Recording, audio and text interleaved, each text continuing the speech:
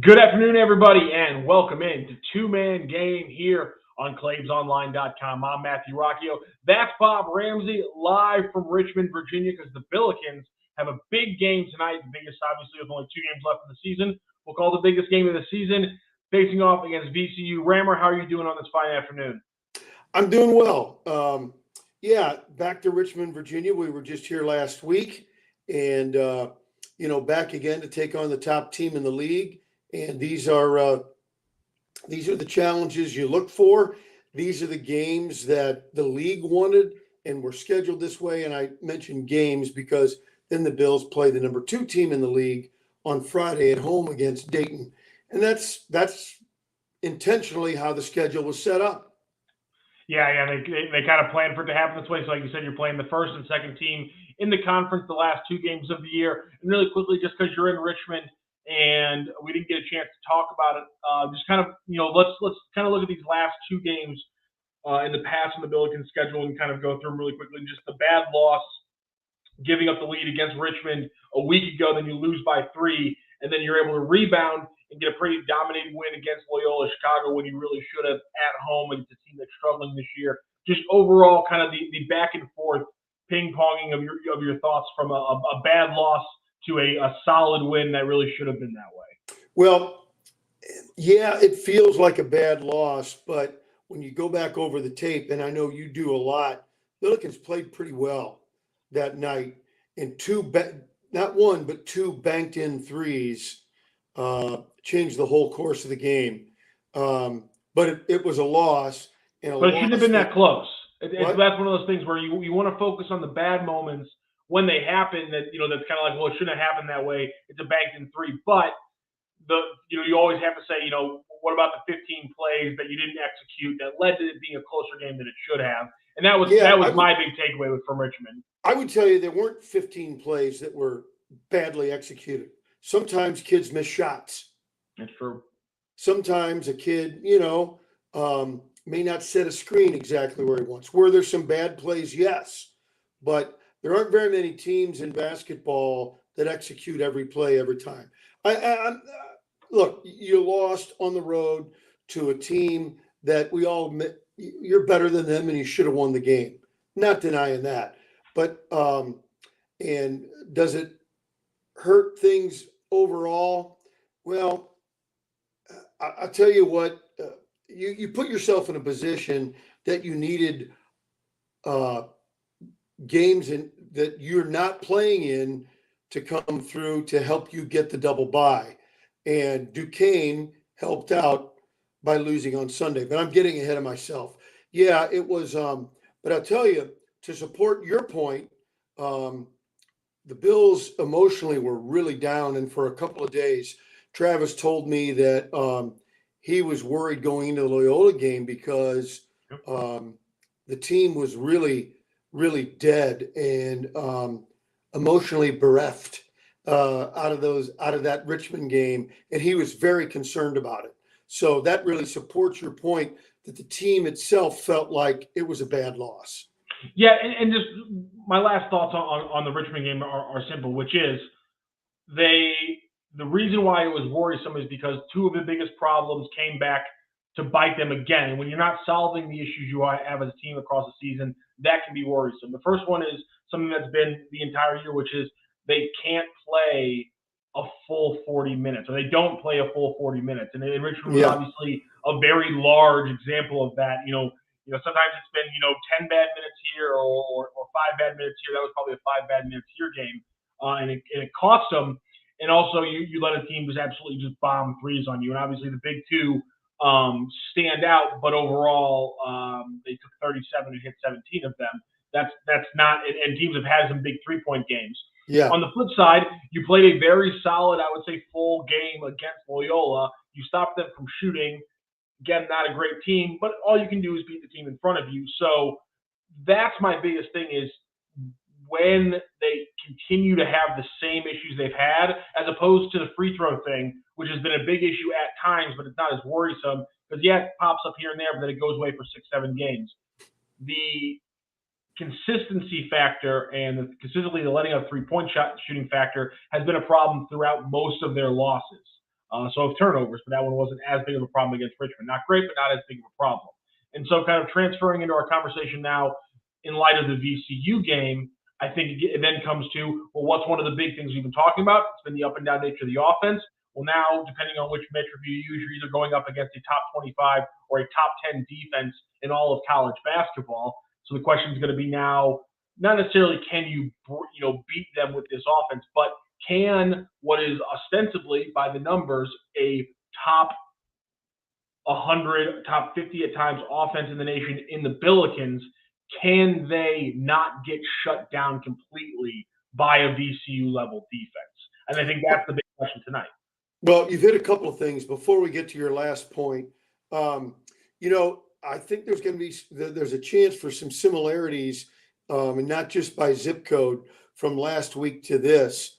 It was a real concerted effort in the game plan last week to prevent drives to the basket. And until things started to fall apart late, where you realized you had to get out and guard the three, which opened up drives again, it was a pretty frustrating thing. I know that today a concerted effort is being made to stop drives to the baskets. VCU cuts, all their players make cuts and curl and cut to the basket. And so, that effort will be there again. So does that mean VCU is going to hit a bunch of threes? Stay tuned. But understand that what does VCU do? As you know, they go to the basket. They're quick, they're strong, they're athletic. So you got to work to stop that. Will that open up three-point shots? What's the answer? Yeah. The answer is yes. Yes. So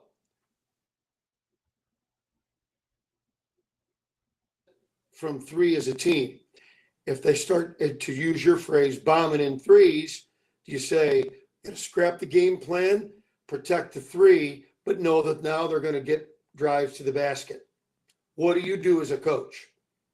Yeah, and I think one of the biggest questions with Travis Ford, is going to be maybe not being as worried about the three-pointers this time, but saying, listen, if they're going to drive like crazy, I think the main focus of VCU has to be not fouling them. They went 15 of 18 in their win against Chaifetz. I've talked about it before. I talked about it before that game. VCU's free throw rate this entire season has been anomalous. It has yet to really come down to earth. It's still crazy high. And that's partially going to the rim a lot. That's also partially just being a very skilled team at getting those free throw calls. And they're great at that. And now they're at home. And A10 Stats on Twitter put this out yesterday or today. I can't remember which day it was. But the A10 right now as a whole, this season, has their best home winning percentage in 5 years in the conference. So it's not just St. Louis that struggles at away games and wins big at home. That's the A10 conference this season. And so, a lot of the numbers, free throws, the fact that you lost them earlier this season, the fact that Travis has never won away at VCU, you're only 5-12 in school history against VCU. Every odds and number tells you that this is not going to be a good game or even a win for the Billikens. So any ability for them to confound it again, especially for me offensively, and having a solid defensive game where they're able to slow down teams from getting too many drives, that could be huge. Another one, if you're talking about big stats, not only does VCU drive a lot, but strategically, I think this isn't because you can't have the stats they have without this being purposeful. They do not allow teams to shoot, and teams do take a lot of shots near the rim. It's one of the only stats I would say is like a negative against VCU. Teams do take a lot of shots near the rim, and VCU actually doesn't have an abnormally low, about league average for what they allow at the rim. So can St. Louis have another game where they finish well with their layups and in their close shots, or are we talking about the non-conference struggles they had there? That's going to be another big number to be watching throughout this game. Yeah, I think that's reasonable. VCU's in first place for a reason. Yeah, with a 2-game lead on everybody else. They're in first place for a reason. They're really good, and they're, as you point out, they're really good at home. So you've got to get some things to break your way. One of the keys will help you with, can you meaning the Billikens, can you not give away possessions? Mm-hmm. And so can you get more possessions and try and outscore them in volume? And I think that'll be real critical. And when you do get a defensive stop, can you close it out by corralling a rebound and not allowing second chance shots for VCU? Can you do those two things? You give yourself a chance. Yeah, and I think the big number to be looking at throughout this game is, can St. Louis break 60 field goals attempted? That seems to be kind of the threshold when they're having a good offense game and they're not turning things over. Usually their possession count's about the same, and usually it turns out to about the same amount of shots. When they win games big, they run away. They usually have 70, 67, 71 field goal attempts. When they get stymied, it's in the 50s. So that's kind of, can they break 60? Can they break 60 field goals? Can 20 of those be from deep? And can they get above 15 free throws? Those seem to be the big offensive markers for this team when they're able to play good games. Now, again, you have to be thinking, VCU's a great team, so just hitting those markers barely or getting close, getting to 58 and 17, 19 3-pointers attempted and 13 free throw attempts, if you're hitting them, that could be enough for us to see enough from this team. Because again, you got to be relative. I'm not expecting this to be a game into the 80s. It would be shocking if this game was into the 80s. And just because St. Louis scores around what is the season average at right now? So it's at 75.9 right now. So even if they only score 69 points, but it's a slower game and they're more efficient against this team, that's a game you can walk away from and say, they showed me something today. And so that's why right off the bat I said it's all about relative. It's not about can you dominate VCU. The question is, do you look better against a top defense than you have in some of the games you struggled more offensively? Because it's all about progress over this last month leading up to Brooklyn. Right now, we haven't seen it the last 3 games. These 2 games, though, are going to be a huge way for them to show us if they've improved. Yeah, that's true. On the positive side, that would be fantastic going into the conference tournament. On the negative side, when the Bills won 4-4 in Memphis over 20 years ago now, they got beat by Cincinnati by 40 points and came back and beat them the next time they played them. That's true. It's so now. Also, do I like those odds though? No, I don't like that. I don't want to try and duplicate miracles. No, it's funny you say that because I was looking at this, and I think Cincinnati's one of the only schools that like over 20 games played or like over like 15 games played total is actually a worse winning percentage than SLU against VCU. So SLU against VCU is 5-12. That's a 29% winning percentage. They have a 24% winning percentage against Cincinnati. So just maybe, much like that year, they can come back with a big win against VCU, up that winning percentage a little bit, and then get on a little bit of a roll. Yeah, but I think your overall takeaway, I like for you and I to go back and forth, but I think your overall takeaway is 100% right. How do you get the amount of possessions you need to stay in and perhaps win the game? And that goes back to what I was saying. We're sort of saying the same thing. You get possessions by not giving possessions away. And that goes to turnovers and finishing by closing out with a defensive rebound on the other end. You get possessions that way. The other thing you talked about is free throws, and you'll have to tell me, you're more objective on this than I am. You talked about, league averages on free throw attempts and all that, and free throw attempts at home. Why don't the Bills get those free throw attempts at home? I listen. I've been talking about that the entire year. I think St. Louis, and again, not trying to be biased, but I can't imagine there's a team that gets this few whistles at home as the Billikens have got this year. It's been a problem all year, and multiple times. The Dayton game was a big one. Memphis was another big one. I mean, I know that's non-conference, but still, or not Memphis. Auburn. I'm thinking. There's been a couple games where it's just been you're not getting the calls and that. How do you score 40 points? How do you get 40 points in the paint and the other team out free throw shoots you? I have, yeah. There's been a couple weird ones this year. Again, a part of it's always going to be that some players aren't good at getting foul calls, but when you talk about an entire season, Wait, what does that mean? it's weird. Some What does players, that I don't mean? know. Not good at getting a foul. Was he fouled or not? It's not I the, would, it's but not the player. It's the GD refs. but I'm just okay. I don't disagree with you. You're right. It's absolutely the refs. It's been a problem. We've had multiple games this season where they've been a storyline, and that's always a problem. I do think there is a skill to getting fouls called. Are we disagreeing on that one? Well, or at least turning contact, turning what is usually kind of every standard contact, turning that from just being a regular play into a foul call. I think some players are better. Have you ever looked at Gibson Jimerson's arms after a game? It's like the man has 13 feral cats. He's completely beat up. He's grabbed, he's held, he's hit, and he gets zero. One of the best scorers in the league, and the league gives no respect at all. It's really, maybe it's just because I really like the guy and seen how hard he's worked and he just doesn't get any respect. It's really frustrating. Yeah, and here's the only reason why I asked, because he and Sincere Parker take almost the exact same amount of free throws. Gibson takes 1.6 per game, which is insane. And it's worse than this year. Gibson took 3.3 per game last year on 12 shots. He takes 1.6 per game this year on 12 shots. Sincere Parker takes 1.4 on 5 shots a game. That's insane. Yeah, I don't. Yeah, and you ask somebody at the league and they just give you a blank stare.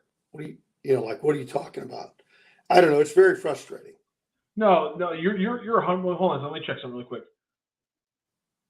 Ace Baldwin gets 4 free throws on 10 shots per game. Gibson can't get 2 on 12. That's ridiculous. And he's taking it to the rim. Yeah, it's not a guy. Just using the Here's the first. Just using the Ace Baldwin comparison. 3-point shooters don't get, but no, he's scoring at all 3 levels, and moreover, it's not just the ones on shooting; it's without the ball. Earl Austin, my radio partner, talks about it all the time. There's no such thing as freedom of movement in NCAA basketball. Yeah, you're 100% right. Like a guy like Baldwin takes it to the rim a little bit more than him, or takes more 2-pointers than him. They don't have it broken down here by 100% what the rim, how close you are from the basket. Like, he takes a couple more 2-pointers, but yeah, it's been ridiculous all game. And Gibson, you got to respect the kid, because I got to imagine it's not tough to keep quiet, because we were talking to him before one practice, and he literally looked down at his arm and just goes, he goes, well, I got this one. Like, and this is like 2 days. This is 2 days after a game. He's like, oh, well, I got this one at one point in the game. I don't think that got called. He's got a mark on him from 2 days later, and that wasn't a foul call for him. And here's the thing: even if it is, I'll say this: even if it is about other guys are taking to the rack more, there's no way that the amount of contact he takes when he's shooting from deep, combined with just how often he's going through contact. He's not getting a lot of just like completely free, looks to the rim either. He's taking contact almost every single time. It's ridiculous. Maybe if there's a tight whistle tonight in favor of VCU, Gibson, is the boon for a couple of them. I don't know. Yeah, that would be nice. It would be nice if you were going to bet, and one team gets a dozen free throw attempts and another team gets 22. What would the 2 teams be? Oh, yeah, VCU is going to get the 22 and SLU's going to get the. That's every single thing. Again, says that's how that one's going to go. Okay. And who do you say plays more physically? I think it's pretty even. Defensively. I think it's pretty. I'd say VCU is even more physical. Huh. Rammer, one final question before we go tonight. The Billikens, when they've gotten wins this year, it's been because Yuri's been playing great. The fives have given them some great minutes, but usually what the big factor is who in between those guys steps up. Is it a Javon Pickett? Is it a Javante Perkins? Is it a Gibson Jimerson? Yeah. Or maybe it's a big Sincere Parker game. Who is the player between 1 and 5 who needs to have the big game for the Billikens tonight? Well, as we get down to it, we're basically in March. I think John Rothstein said this is March Eve. And Makes sense, yeah. And the high holy days actually begin tomorrow. Let's get an early celebration tonight. But I'm looking for that third factor, other than in the middle, Uri and Gibson. Who's and usually the middle you can't count on for the scoring. So you got Uri and Gibson. Who is it? Is it Perkins, who looks real good lately when he's playing well? Is it Parker? Still, we're beating a dead horse here, but is there a night where everybody can be hot at the same time? Is that coming? Can it be tonight against VCU? That's a tall order. It's going to be a big question. Lately, it's been Gibson, Jimerson, but a lot of those ones, they have been at home. Perkins, by the way, has been the leader for the Billikens the last 2 road games. Gibson, the last 4 home games, he's been the leader. So the question on who's going to be the leading scorer, it's going to be interesting to see what happens tonight. Well, keep in mind, if you were going to put the top guy on your scouting report, if you're playing the Billikens, you'd put Jimerson. Yes. Okay, so that's the expectation. He's averaging 22 points a game in his last 7 games. That's not a small sample size, and that includes a game where he only had 11. So you take that one out, and 6 of his last 7, he's averaging close to 25, 26 a game, whatever that works out to. He has got to be the marked man if you're VCU. So let's see how that plays out. Keep your eyes peeled for number 24 in blue, gray, and white. That'll be Gibson Jimerson. We'll see if he can have a big game. And obviously, anytime Gibson goes back to Virginia, you always wonder if he's going to have a big game. That is Bob Ramsey. I'm Matthew Rocc. Before we get out of here, I want to tell everybody, check out Munganast St. Louis Acura. Even if you didn't get your car there, you should get your car serviced there. It's the best. You just go on the website, schedule it for you, takes care of it really easily. You bring your car in. You can either wait there for the hour it takes to get that excellent service, or they can set you up with a car for the rest of the day because you got things to do and they understand that. Speaking of things to do, Rammer, you got a basketball game to call. 6 p.m. tip-off between the Billikens and the VCU Rams with your good friend Earl Austin. Have a great rest of your day, sir. Thanks, buddy. Enjoy it. We'll do it again very soon. Absolutely. We'll do it more here on the Two-Man Game on ClaimsOnline.com. Have a great day, St. Louis. From our roots in St. Louis, Royal Banks of Missouri is branching out to continue serving you with our locations in St. Charles, Jerseyville, Granite City, and now in Hannibal, Center, and New London. Royal Banks of Missouri, the community bank in your community.